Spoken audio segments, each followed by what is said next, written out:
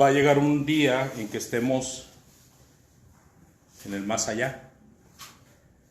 Así que tenemos que meditar mucho en eso. Meditar en la salvación, meditar en las promesas de Dios, meditar en los familiares, amigos que tenemos, en los amigos a los que les predicamos, tener en mente de que nuestro único deseo es verlos, ¿verdad? Más allá. Si no deseamos ver a nuestros familiares, amigos más allá, no les vamos a hablar de Cristo.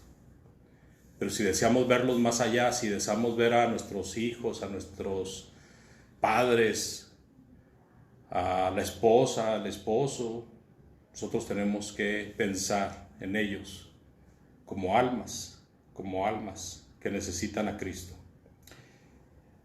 Vamos a continuar con el estudio que comencé la semana pasada, y esta es la segunda parte y la última, acerca de dos preguntas.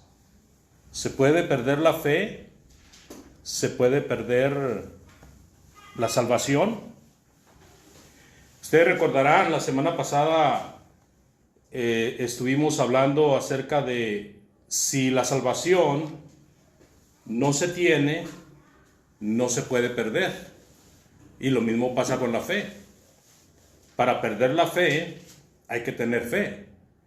Pero si lo encaminamos hacia el asunto de la salvación, la fe tiene que ser la fe correcta, la fe que es para salvación. Porque de hecho nosotros tenemos fe en muchas cosas. Y también nos podemos hacer ideas de que podemos ser salvos por algunas cosas. Pero la única forma que podemos tener segura es como dice Dios de nuestra fe y como dice Dios de nuestra salvación. Entonces, para tener la fe y la salvación que Dios demanda, o decíamos la semana pasada, pues uno tiene que oír el Evangelio de Cristo para poder entender y conocer el Evangelio de Cristo. Uno tiene que creer en lo que ha oído de Cristo. Porque eso es el plan de Dios, amados, que por medio del mensaje Él pueda transformar nuestra mente, nuestros pensamientos. Nosotros cuando empezamos a oír la palabra de Dios, si empezamos a escucharla con atención, nosotros empezamos a cambiar muchas cosas dentro de nosotros, dentro de nuestra mente y por ende también en nuestras prácticas. Porque nos damos cuenta de que teníamos una idea equivocada de algunas cosas que creíamos que eran de ahí arriba. Y a la hora de leer la palabra de Dios nos damos cuenta de que son diferentes. Por ejemplo, hay personas que creen que pues haciendo buenas obras, ¿verdad?, se salvan. No importa si son cristianos, si se identifican con una iglesia, si se convierten o no. Eso no importa, lo que importa son las buenas obras. Pero cuando la persona oye el Evangelio y se da cuenta de que es necesario oír la palabra de Dios y creer en lo que el mensaje de la palabra dice, entonces la persona dice, caray, pues eso yo no lo sabía. Bueno, ahora ya conoce, ¿verdad? La persona debe de arrepentirse, sabiendo que estuvo sin Cristo, sin esperanza y sin nada. Si fue un criminal, un fraudulento, un mentiroso, o simple y sencillamente por no haber aceptado a Cristo en su vida en el tiempo que está viviendo hasta la fecha. Entonces es importante hacer hincapié de que si no hay arrepentimiento, porque muchas personas dicen, ¿y de qué me tengo que arrepentir? Bueno, simple y sencillamente de haber estado sin Cristo. Porque el haber desechado al Hijo de Dios por los años que hayan sido, eso lo hace culpable delante de Dios. Y necesita venir a Cristo arrepentido. Necesita confesar que Cristo es el Hijo de Dios, como vimos el ejemplo del eunuco etíope y también las palabras del Señor Jesucristo de que si no se le confesare delante de los hombres, Él tampoco nos confesará delante del Padre que está en los cielos. Necesita bautizarse para perdón de pecados, como hemos visto en diferentes pasajes. El bautismo es la figura que es hecha en nosotros y es efectuada en nosotros de la muerte, sepultura y resurrección de nuestro Señor Jesucristo. Así que cuando nosotros somos bautizados, estamos siendo sepultados en agua y estamos siendo resucitados para andar en nueva vida, según Romanos capítulo 6. Nosotros debemos de considerar que la figura, ¿verdad? Es algo que nos anima a llevar a cabo el bautismo, pero también el hecho de que es un acto de obediencia hacia Dios. Como el apóstol Pedro ha dicho, la figura del bautismo ahora nos salva, ¿verdad? No porque el agua tenga algún poder mágico, sino porque hay una plena conciencia de hacer la voluntad de Dios. Entonces, amados hermanos, cuando la persona viene al bautismo, ya entra en una relación de salvación. Son abiertas las puertas del cielo, es abierta la comunicación del hombre hacia Dios. Es en el momento en que la persona se bautiza cuando puede empezar su nueva vida. ¿Y ahora qué necesita? Pues necesita perseverar hasta el fin. Perseverar considerando de que el Señor le promete de que todo aquel que perseverare hasta el fin le será dada su corona. Entonces la perseveración, como lo hacían los hermanos en el primer siglo, que perseveraban unánimes en las cosas de Dios, en los actos de Dios, y aún en la necesidad física de cada uno de ellos, perseveraban unánimes ayudando al que necesitaba, ¿verdad? Tenían las cosas en común.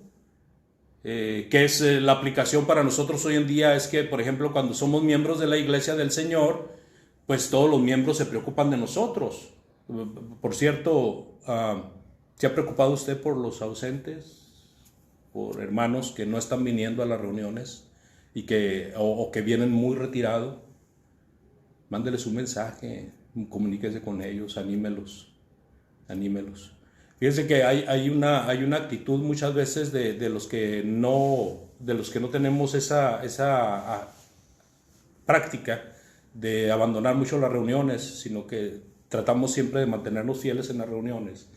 Y a veces hay una actitud de que pensamos de que a la hora que tenemos que hablar con hermanos o hermanas que están fallando en esta situación, ya vamos con la espada desenvainada, ¿verdad? Y les decimos se van a condenar o se van a perder por esto y por esto otro, cuando nunca tuvimos una atención hacia ellos de amor.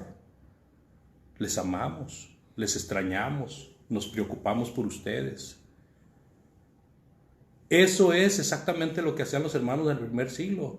Perseveraban unánimes y tenían todas las cosas en común, hermanos. Y cuando habla de todas las cosas en común, no se refiere nada más a vender las propiedades y a ponerlas a los pies de los apóstoles para darle al que tenía necesidad. Se refiere también a tener en común la salvación, que no se les pierda la salvación, que no se pierdan esos hermanos, que no se pierdan esas hermanas, que ellos también sepan que esa salvación es de ellos y que la están perdiendo si dejan de asistir, si dejan de alimentar su alma, su espíritu. Entonces es muy importante, hermano. Por ejemplo, ahorita tenemos el caso de también, aparte de los ausentes, ¿verdad? En la casa de nuestra hermana Maleni, que estamos visitando regularmente los sábados y que ha venido aquí unas veces, y su mamá Silvia, ¿verdad? De Reynosa, y toda la familia de aquí, pues están en cuarentena por causa del COVID. Ahora están en cuarentena. Entonces también ellos necesitan que se les dé una frase, una palabra de aliento, para que sepan que se preocupa uno por ellos. Porque eso es la vida del cristiano. Esa es precisamente dentro de la perseverancia del cristiano está la preocupación unos por otros. Pero ya, amados hermanos, teniendo en mente todo este cúmulo de la primera parte en cuanto al mensaje de salvación y a cómo llegar a la salvación y cómo perseverar en la salvación, el segundo punto muy interesante que toqué en cuanto a la respuesta que le di al amigo es: así como llegaba a la vida de los salvos una persona en tiempos del Nuevo Testamento, así llega a la salvación una persona hoy. Pero la pregunta es, ¿puede perder la salvación? Ya que ha obtenido la salvación, ¿la puede perder? ¿Por qué? Porque una persona puede perder su salvación. Porque un cristiano, una persona que ha venido a Cristo puede perder su salvación. Perdiendo la fe. Porque al no venir es porque no tienen fe. Es como una inversión. Es como una inversión. Si no Se pierde la fe, es como una inversión. Si no tienes el interés en ello, se pierde. ¿De qué otra forma se puede perder la salvación? Perdiendo la fe, dejando de invertir, ¿verdad? Yo creo que ese es el pensamiento tuyo, Octavio. Cuando dejas de invertir, puedes perder la salvación, ¿verdad? Y si inviertes en la salvación, pues la mantienes fresca. ¿De qué otra manera se puede perder la salvación? Pues creyendo cosas incorrectas. La falsa doctrina. Siendo arrastrados, que eso fue el problema de muchas iglesias en el Nuevo Testamento, de que fácilmente se desviaban hacia otra doctrina. ¿De qué otra manera? ¿De qué otra manera se puede perder la salvación, hermano Vicente? ¿Cómo cree usted que se puede perder la salvación? Pues, si ya no sigue hermano dejando de venir a la iglesia también. Enfriándose, esa es una buena palabra, enfriándose, ¿verdad? Siendo fríos. ¿Xochitl? Pues estar en pecado y no reconocerlo. Ok, no arrepintiéndose de sus pecados. Hermana Ana. Pues sí, me imagino como que, así de todo lo que ha dicho, era abandonando el camino, de Apostatando de la fe, dejando el camino. desviándose, sí. Sí. Es que si no se pone atención en las asistencias y no estudiando la Biblia, pues Se enfría la se persona. enfría la Como persona. que dijiste ahorita, la complicidad. Porque a veces, muchas veces nosotros sabemos que algo anda bien y no hacemos nada. La complicidad. Ser cómplices de las faltas.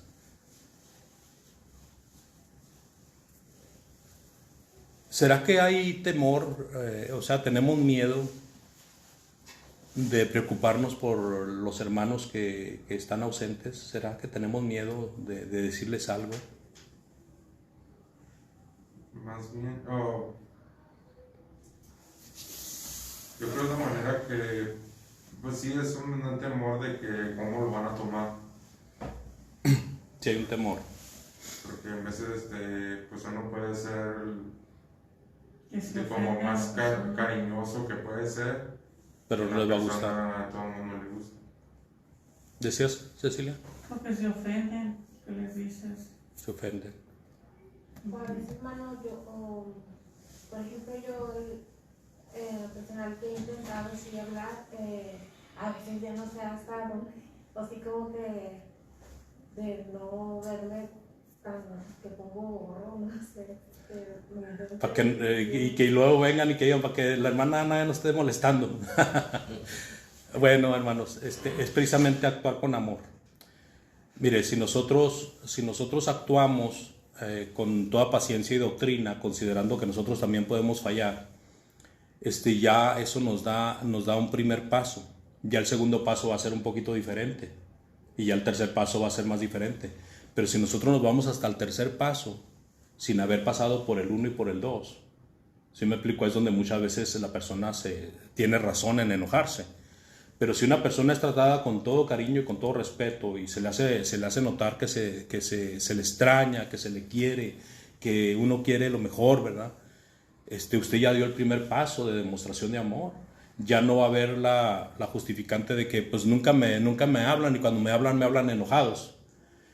¿Sí me explico? Porque eso es lo que pasa, que aunque usted no les hable enojados, si usted primeramente llega criticando en vez de una muestra de sensibilidad, entonces usted es puesto o puesta como una persona que nomás los está atacando. Pero si usted va con el primer paso, ¿verdad?, demostrando su preocupación, su respeto, su cariño, porque usted no sabe realmente por qué están faltando si no ha tenido contacto con ellos. Muchas veces pueden estar faltando por algo que, caray, con razón, ¿verdad? Y uno no sabe. Entonces, por eso es muy importante dar al menos unos 3 pasos antes de decir, bueno, hermano, pues ya hablé con usted, ¿verdad? Ya le demostré que nos preocupamos y que le extrañamos y ya le hicimos ver que pues es pecado faltar a las reuniones. Pues ahora esta tercera vez que voy con usted, pues yo le digo con todo respeto y cariño también, ¿verdad? Que pues se va a tener que proceder a algo más. Porque ¿sabía usted que por la ausencia o por las tantas faltas se llega a la disciplina, hermanos? Se llega a la excomunión. Pero no podemos empezar con excomunión, tenemos que empezar con hacer conciencia. Y si nosotros hacemos todo esto, hermano, y aún así se enojan, ¿de quién es la culpa? ¿Nuestra? Si nosotros nos portamos con todo respeto y cariño y demostramos nuestra preocupación y tuvimos paciencia y les alentamos y aún así se enojan, ¿quién tiene la culpa? No, pues ya ellos. Ya es. ¿Sí me explico? Pero es muy importante practicar, hermanos, el exhortar por amor unos a otros, porque eso nos da mucha paciencia y también nos da mucho tiento para hablar. No se trata de ser pasalones, sino de advertir, pero con mucho tacto, con mucho respeto, porque todas las personas, sean hermanos en Cristo o inconversos, merecen nuestro respeto. Si Dios no las está obligando a las personas a que le sirvan, nosotros no somos nadie para obligar a las personas a que sirvan a Dios, pero sí somos llamados ante Dios para hacerles ver que necesitan hacer arreglos, que necesitan cambiar. ¿Cómo lo vamos a hacer? Con todo el cariño y respeto que se puede, hermanos. Ahora, también depende de la confianza que usted tenga en la persona a la que va a exhortar, porque hay casos que pues no tienen ni vuelta de hoja, ¿verdad? Si se trata de un hijo, si se trata de un hermano carnal, usted le puede hablar con mucho más confianza. ¿Sí me explico? En la familia de Dios debiera ser así, pero no es así. De veras que, especialmente aquí en Estados Unidos, estamos más distantes los hermanos en Cristo que, por ejemplo, en México. En México hay más unidad, ¿sí? Y hay más confianza entre hermanos. Y cuando usted va a exhortar a alguien, usted le hace ver, así como yo estoy viniendo, hermanito, hermanita, así quiero que usted vaya cuando vea que yo estoy haciendo algo mal. Que vaya con toda la confianza del mundo. Entonces hay situaciones pues que ya hemos visto y considerado por las cuales una persona se puede perder, y también hemos visto que pues nosotros debemos de animar a esas personas a venir con toda paciencia. Hermano, usted nomás mándele un mensaje y dígale: nos preocupamos por usted, le extrañamos, notamos su ausencia, se está perdiendo de grandes y grandes platillos de alimento espiritual.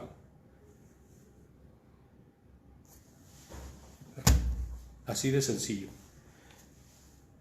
La persona que ha venido a Cristo, hermanos, que ha venido a la obediencia del Evangelio, como explicamos arriba, puede perder su salvación, porque así como Dios le dio libertad para escoger obedecer el Evangelio o no obedecerlo, asimismo el ser, o sea, la persona que viene a Cristo, no es un robot al venir a Cristo, hermanos. No se convierte en un robot cuando viene a Cristo. Todavía tiene libre albedrío y todavía tiene poder de decidir. Decide seguir adelante fiel al Señor o decide no ser fiel al Señor. ¿Se fija? Uno no se convierte en un robot, no se convierte uno en una ovejita que necesita del pastor y que no puede vivir sin el pastor. Uno sigue teniendo libre albedrío, pero uno acepta que Dios gobierne su vida o que Dios no gobierne su vida. Uno puede tomar esa decisión. Así de que hay libertad, hermanos, para perseverar en la fe o abandonarla. Hay libertad. Dios, por medio del apóstol Pablo, advirtió a personas de su tiempo y sigue advirtiendo en nuestra generación. Cuando leemos la palabra de Dios ahí en 1 Timoteo 4 del 1 al 5, quien guste leerlo, por favor. 1 Timoteo 4 del 1 al 5. ¿Cómo dice ahí? 1 Timoteo 4 del 1 al 5. Pero el Espíritu dice claramente que en los últimos tiempos algunos apostatarán de la fe, presentando atención a espíritus engañadores y a doctrinas de demonios, mediante la hipocresía de mentirosos que tienen cauterizada la conciencia, prohibiendo casarse y mandando abstenerse de alimentos que Dios ha creado para con acción de gracias participen de ellos los que creen y que han conocido la verdad, porque todo lo creado por Dios es bueno y nada debe de ser rechazado si se recibe con acción de gracias, porque es santificado mediante la palabra de Dios y la oración. Así es, hermanos. El asunto aquí es que el Espíritu Santo, ¿verdad? Recordemos que en el primer siglo los apóstoles fueron guiados, fueron dirigidos por el Espíritu Santo y fueron inspirados por el Espíritu Santo. O sea, el Espíritu Santo fungía como maestro de los apóstoles después de esta fiesta del día de Pentecostés, cuando los apóstoles estaban ahí todos reunidos esperando la promesa de Cristo nuestro Señor, y el Espíritu Santo viene con gran poder y empieza por dar don de lenguas, ¿verdad?, a los apóstoles para que predicaran a las diferentes personas que estaban ahí de diferentes naciones, de diferentes idiomas. El Espíritu Santo, como cumplimiento de la promesa de Jesucristo nuestro Señor, desde ese entonces en adelante empieza a caminar con los apóstoles. Entonces aquí dice que el Espíritu, refiriéndose al Espíritu Santo, dice claramente que en los postreros tiempos algunos apostatarán de la fe. Y aquí, en este aspecto, en esta advertencia se refiere explícitamente a que iba a venir la falsa doctrina. Y por causa de la falsa doctrina, o iba a ser el motivo por lo cual muchos se iban a desviar de la fe. Entonces, ¿cuándo es cuando tiene más efecto la falsa doctrina, hermanos? 1, cuando estamos perseverando en los estudios bíblicos. 2, cuando dejamos de perseverar en los estudios bíblicos. ¿Cuándo es cuando tiene más efecto la falsa doctrina? Pues cuando dejas de asistir, de perseverar. Cuando se deja de alimentarse, hermanos. Cuando usted abandona los buenos estudios, usted está abriendo una puerta muy fuerte a la falsa doctrina. La falsa doctrina, fíjese bien, la falsa doctrina es más fácil de asimilar. La falsa doctrina es más fácil de sobrellevar. La doctrina correcta es la difícil, porque siempre se requiere depender de Dios completamente. Mientras que en la falsa doctrina usted solamente depende de creer una mentira, una falacia, de dejarse llevar por el error, o usted mismo empezar a hablar del error como si fuera la verdad. ¿Cuántas personas? Es increíble, y algo que yo nunca pensaba que iba a encontrar en la iglesia del Señor, pero nos ha tocado unas 2, 3 veces al menos en toda la carrera, de personas que son de la iglesia del Señor y que dicen que las reuniones no sirven para nada.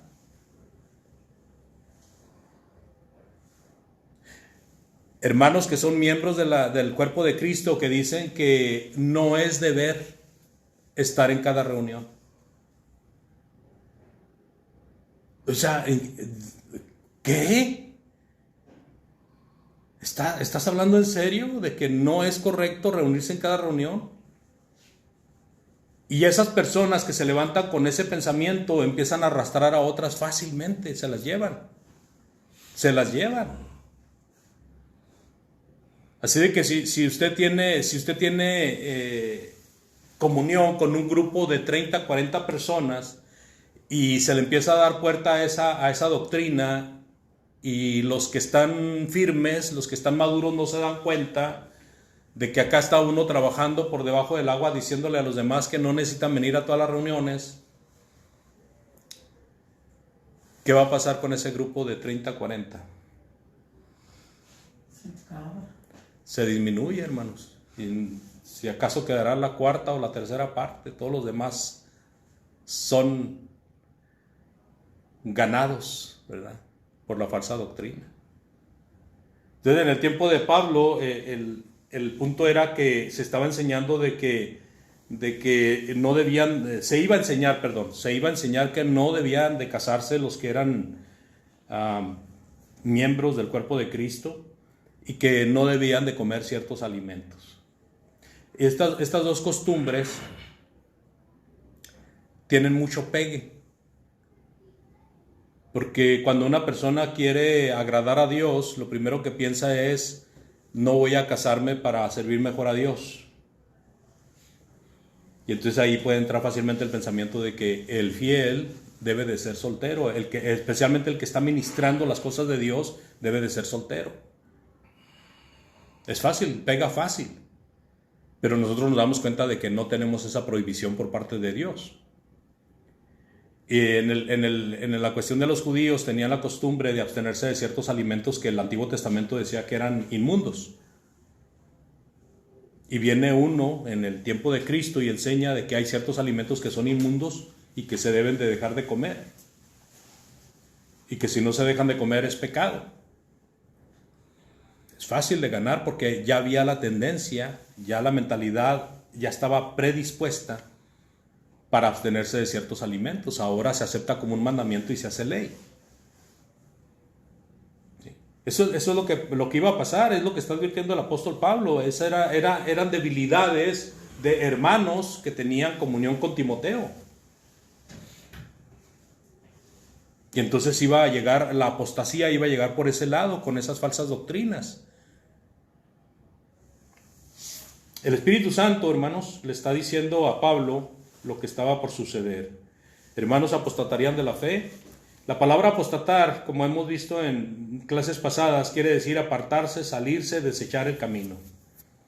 El desviarse, que es la apostasía, desviarse de la verdad, trae como consecuencia la pérdida de la fe en la verdad y por ende la nula posibilidad de salvación. ¿Por qué? Porque trae como resultado la posibilidad de la salvación. La nula posibilidad de la salvación, bueno, porque se deja de perseverar en la doctrina de Cristo, simple y sencillamente. ¿Por qué una persona viene a la salvación? Por someterse a la doctrina de Cristo. ¿Por qué una persona pierde la salvación? Porque deja de andar en la doctrina de Cristo. Deja de andar en la doctrina de Cristo. Y cuando decimos deja de andar en la doctrina de Cristo, hermanos, no necesariamente tiene que dejar todas las cosas que hace correctamente para Dios. Con una cosa que haga incorrecta, con una cosa que le meta o le quite, ya está adulterando todo el Evangelio de Cristo, como lo hemos platicado y lo hemos estudiado en el caso de los hermanos de Galacia. ¿Cuál era la única falla de los hermanos de Galacia por lo cual Pablo les dice que estaban dejando el Evangelio verdadero por irse en pos de otro Evangelio? ¿Cuál era el punto? O sea, ¿qué era lo que estaban fallando los hermanos de Galacia? Solamente por estar aceptando ¿qué? ¿Mande? No, los hermanos de Galacia. ¿Cuál era la falla de los hermanos de Galacia? Que Pablo les dice, estoy sorprendido, estoy maravillado que tan pronto se hayan apartado de aquel que los llamó para seguir un evangelio diferente. Y no es que haya otro evangelio, sino que hay algunos. ¿Se acuerdan? ¿Cuál era la falla de los de Galacia? ¿Qué estaban aceptando los de Galacia? La circuncisión. La circuncisión, hermanos. Ellos seguían el evangelio de Cristo, pero estaban agregando que la circuncisión era para salvación. Gálatas capítulo 1, si quiere leer todo el capítulo 1, es más, toda la carta de Gálatas está enfocado a hacer ver la falla que tenían los hermanos de Galacia. Pero el capítulo 1, del versículo 8 en adelante, es donde está hablando de estoy maravillado. Y luego dice, no es que haya otro evangelio, sino que hay algunos que os perturban. Solamente por estar agregando la circuncisión, ellos seguían tomando la cena del Señor, orando, todos en comunión, cantándole himnos a Dios, oyendo la predicación del evangelio, ofrendando, siendo buenas personas, siendo buenos obreros, pero creían que la circuncisión era para salvación. Eso ya adulteraba todo el evangelio. ¿Serían salvos si perseveraban en ello? No. Era un evangelio maldito. Era un evangelio maldito, era anatema, era prohibido. Nada más por estar agregando la circuncisión. Ahora, el apóstol Pablo señaló específicamente a hermanos que perdieron su fe desviándose de la verdad. Dice allá en 1 Timoteo 1 del 19 al 20, por favor. 1 Timoteo 1 del 19 al 20. ¿Cómo dice ahí, por favor? Aférrate a tu fe en Cristo y mantén limpia tu conciencia, pues algunas personas desobedecieron a propósito lo que les dictaba su conciencia y como resultado su fe naufragó. Himeneo y Alejandro son dos ejemplos. Yo los expulsé y se los entregué a Satanás para que aprendieran a no blasfemar contra Dios. La pregunta aquí es, hay dos personas que se mencionan ahí por nombre. ¿Quiénes son? Himeneo. Himeneo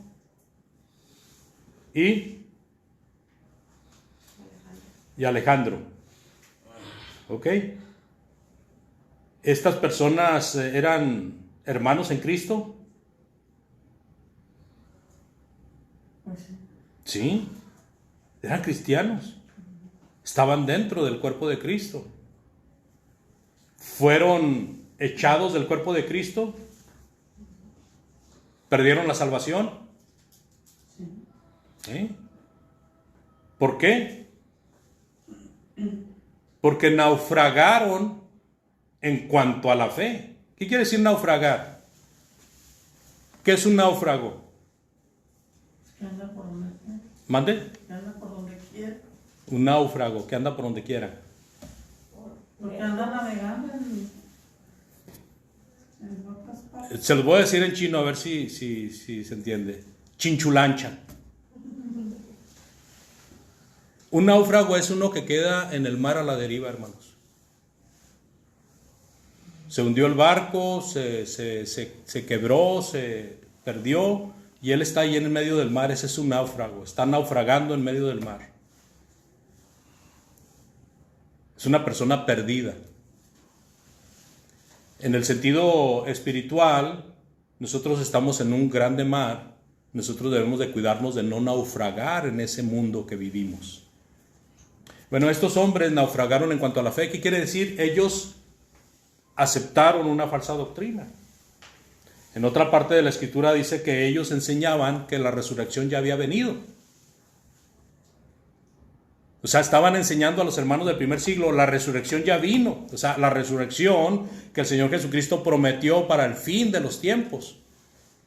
Himeneo y Alejandro estaban diciendo que ya había venido esa resurrección. Estaban naufragando en cuanto a la fe. Dice, ellos desecharon la fe. Cuando habla de la buena conciencia, cuando habla de la conciencia ahí, lógicamente que se refiere a la conciencia que es formada por la palabra de Dios, por el mandamiento de Dios, porque cuando uno se confía en su conciencia sin conocer la palabra de Dios, pues uno comete errores garrafales. Porque imagínense qué conciencia puede tener uno cuando no tiene la palabra de Dios en su vida. Uno puede llamar a lo malo bueno y a lo bueno puede decir que es malo. Y esa puede ser la conciencia que uno se forme. Pero la conciencia, hermanos, que es formada por la ordenanza de Dios, por la palabra de Dios, es diferente. Estas personas naufragaron, ya no tuvieron su conciencia, o sea, tuvieron su conciencia limpia cuando se convirtieron al Señor. Pero ahora que estaban desechando la doctrina de Cristo por seguir una falsa doctrina, su conciencia ya estaba desechándose, la conciencia buena estaba siendo desechada. ¿La salvación ya había venido, hermano? Ellos predicaban que ya había venido la resurrección. Hola. Sí. ¿Y cuándo fue cuando ellos pensaban eso? En el primer siglo. En el primer siglo. Entonces, sí se puede perder la fe porque estos hermanos que naufragaron en cuanto a la fe, en otras palabras, se desviaron de la verdad, fueron entregados a Satanás. Lógicamente que primero hubo un trabajo de concientización con ellos. Me imagino que Pablo platicó con ellos, les hizo ver su error y ellos siguieron aferrados, siguieron tercos en su error. Entonces llegó el momento en que fueron excomulgados de una manera oficial. Porque una cosa es cuando se excomulga a una persona de una manera individual y otra forma es cuando se excomulga oficialmente. Cuando se excomulga oficialmente es para advertir a la iglesia, a los hermanos, que tengan cuidado con esas personas o con esa persona si es una sola. Así de que la fe, después de que se recibe, uno la puede rechazar y perderse. Después de estar dentro de la salvación, se puede abandonar la salvación. ¿Ok? Otra pregunta. Después de perder la fe y la salvación, ¿se puede recuperar? Si no es muy tarde. ¿Mande? Si no es muy tarde. Si no es muy tarde, si no es muy tarde. Un cristiano que hizo eso, como Himeneo y Alejandro, digamos que ellos pueden volver al camino. ¿Qué tienen que hacer para volver al camino? Tienen que arrepentirse de corazón, confesando su pecado y regresando a las filas del Señor. En esa forma es restaurado, según la palabra de Dios, como dice en Gálatas 6.1. Gálatas 6.1, por favor.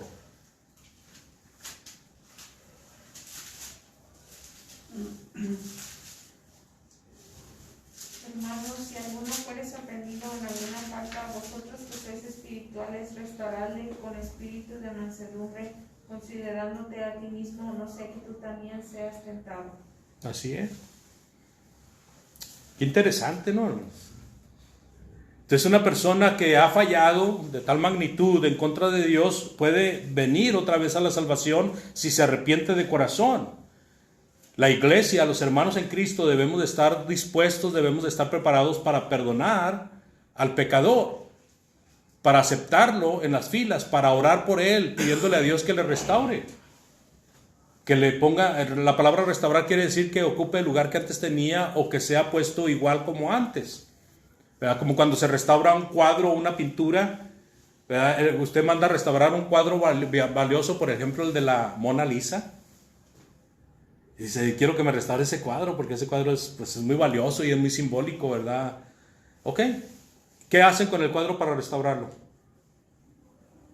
Le quitan todas las impurezas, hermanos, y le dan una retocada para que se vea bien. Para que se vea como al principio. Para que se vea como originalmente era. ¿Ok? Entonces, sí se puede regresar al camino, pero la persona necesita arrepentirse de corazón. Y hay dos situaciones que la palabra de Dios menciona como algo que no se puede perdonar. Y estas dos situaciones las hemos visto nosotros aquí en clases pasadas. Hace poco vimos la blasfemia contra el Espíritu Santo, ¿se acuerdan?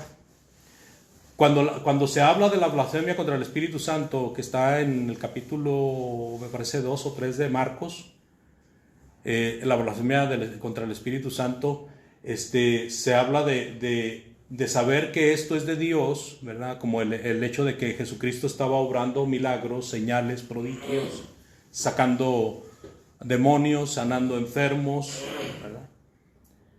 Y los fariseos, los escribas, sabiendo que era de parte de Dios, ellos decían que era por Belcebú. Eso es blasfemar contra el Espíritu Santo, porque el Espíritu Santo era el que estaba obrando con Jesucristo, no el espíritu del maligno. Entonces, cuando ya una persona deliberadamente y concienzudamente sabe que está hablando mal, una mentira, una blasfemia contra Dios, pues, ¿qué más se puede hacer por esa persona, hermanos? Cuando también, hermano, Zafira y su esposo también. ¿Mande? Zafira y su esposo también. Oh, cuando engañaron al Espíritu Santo y que se les dio la... Fíjese, por ejemplo, Ananías y Zafira, qué buen ejemplo pone el hermano Vicente. Ananías y Zafira se les dio la oportunidad de que reconocieran. Lo hemos visto muchas veces. El hermano Jan ha dado muchas lecciones acerca de Ananías y Zafira. Se les dio la oportunidad para que reconocieran, pero si no reconocen, ¿qué más se puede hacer por ellos? Eso es pecado de muerte, no tiene perdón, hermanos. Cuando uno no acepta la oportunidad de reconocer y arrepentirse, está uno muerto. Y es lo que dice el apóstol Juan: hay pecado de muerte por el cual yo digo que no se pida. El pecado de muerte es el que no tiene arrepentimiento, hermanos. La blasfemia contra el Espíritu Santo es blasfemar abiertamente en contra de lo que sabemos que es de Dios y decir claramente que no es de Dios. Y todavía atribuírselo a Satanás, imagínense. Entonces, son dos casos diferentes, pero los dos tienen el mismo fin: la persona se pierde. Yo les agradezco su atención en esta mañana. Esto solamente fue un piquete, pero me gustó quise compartir con ustedes esta respuesta a las dos preguntas que me hicieron en cuanto a que si se puede perder la fe y la salvación, porque creo que es un buen tema para la ocasión en la que nosotros estamos viviendo y la situación que tenemos nosotros como hermanos en Cristo y con los demás hermanos que pues podemos ayudar a salir del error. Dios les bendiga, gracias por su atención, hermanos, y vamos a hacer una oración.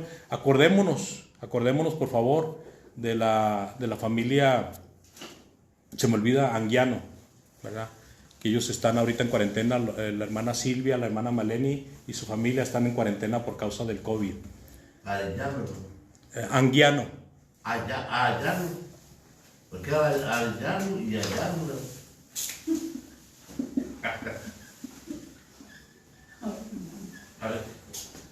Anguiano. Y por los de las cruces. Y también por nuestros hermanos de las cruces.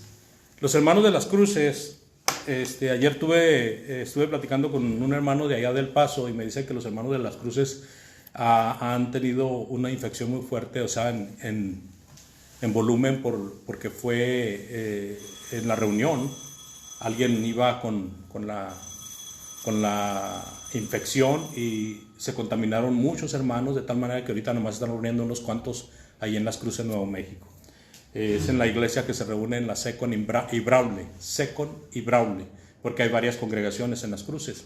Entonces, gracias hermanos, y no nos olvidemos de orar por ellos. Hermano Octavio, nos diriges la oración, por favor.